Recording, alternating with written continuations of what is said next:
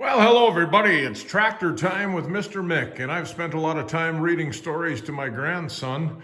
But I also like real tractors, not just toy tractors and tractors in books like I've been reading for my grandsons on the internet. So I thought I'd do a little video here, just a little starter video. I'm a John Deere man. If you see in the background my toys in the case in the garage here, but I picked up this H Farmall.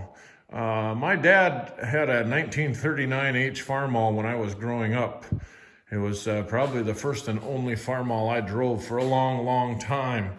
But I was at an auction sale this fall, and I picked up this little gem. I couldn't resist. I kind of have fond memories of growing up around my dad's H Farmall. And this one, actually, they did not start at the day of the auction, but the engine was free and everything looked good. I don't know if you can see here, but it's got what I'd like to call nearly new 12.438 Firestone Field and Roads on it.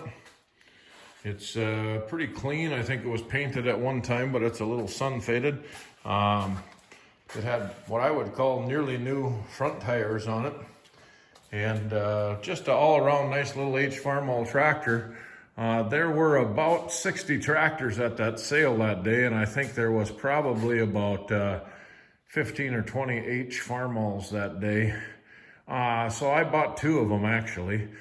This is a 1949 H Farmall, and I picked it up for $700, so I was very happy.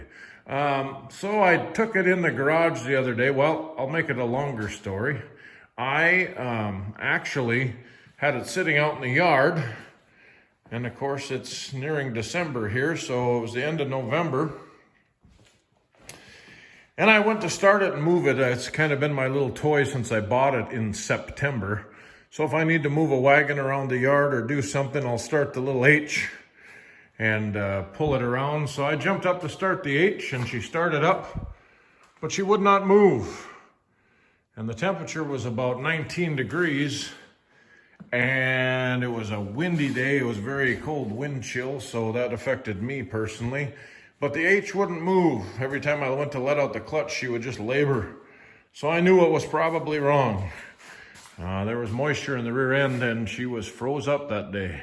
So I happened to walk by a few days later, and I gave her a little start, and I rocked it by hand, and by golly, the wheels turned. So I thought, quick, I'm going to run that in the garage where it's heated, and then I'll be able to change that oil in the rear end. So that's what I'm in the process of right now.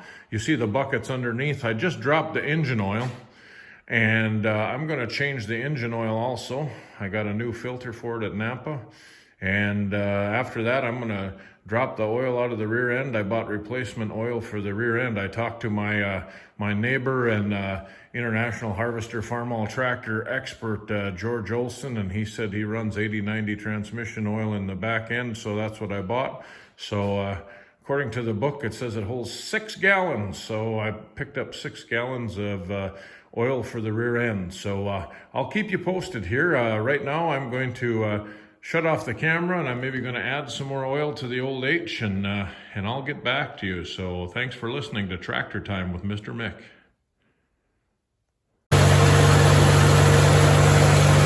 I had to start it up after I put the oil in. I wanted to see if the oil pressure would come up and see if anything was leaking, and looks pretty good. The old H fired up. Hello everybody, you're back with Mr. Mick again, and I'm still in the garage monkeying with my H Farmall, but I knew you Farmall guys can make fun of me. That's okay. I'm a John Deere man, so I don't know too much. So I knew somewhere, though, I'd been at a auction sale or rummage sale, and I'd bought a book for a H Farmall. So I went down to the basement and I found my H Farmall book, and I looked up a few tidbits of information, like where to drain this transmission oil and where to fill this transmission oil, since it's not something that I've done often in my lifetime. So I did find out the drain plug is down underneath here. Okay, so I started loosening that up. And then I thought I'd better take a quick video, but I'm going to drop that transmission oil. I'm guessing I'm going to see some water or milky stuff come out of there, and I have a new 8090 to put in it. So we'll keep you posted on the H Farmall. Thanks for listening. Just as I suspected, I don't know if you can see that very well, but I just cracked it a little bit, and the first thing I see is pure water coming out. So I'm gonna let that drain for a minute, and then we'll see what else comes out of this old girl. Well, we let some water come out, and now we're getting down there, draining out. Now, according to my directions, it's supposed to have 6 gallons in. Well, it maybe did. Had about 3 gallons of water and 3 gallons of oil. That might be an exaggeration. But then I found my 3/4 inch socket. Here on the top, I assume that is the filler plug, you Farmall guys. Looks like that's where it showed me in the direction book, so I'm going to take the top off that. We'll see if she comes out. And then we'll maybe be ready to put in all this oil I bought yesterday in the rear end, and then maybe she won't get froze up in the wintertime. That would be awesome.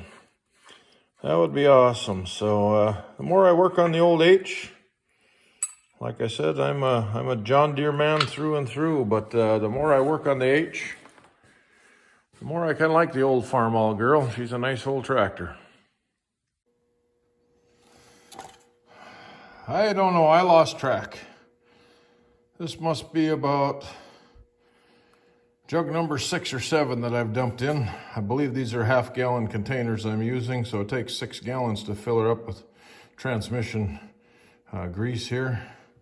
So I bought 8090 transmission grease from the Napa store in Fosston, Minnesota.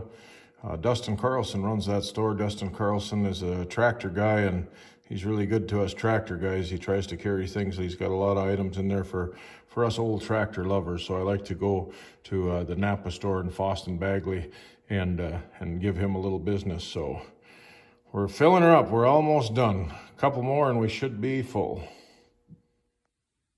All right. Oil is changed. The rear end is changed. Hopefully it'll start. I tried earlier to make a video of it starting and it wouldn't start. But with some help from a friend of mine, George Olson, he helped me out. The starter had locked up on me, so I unlocked it, I hope. So we will try start the H and see what happens.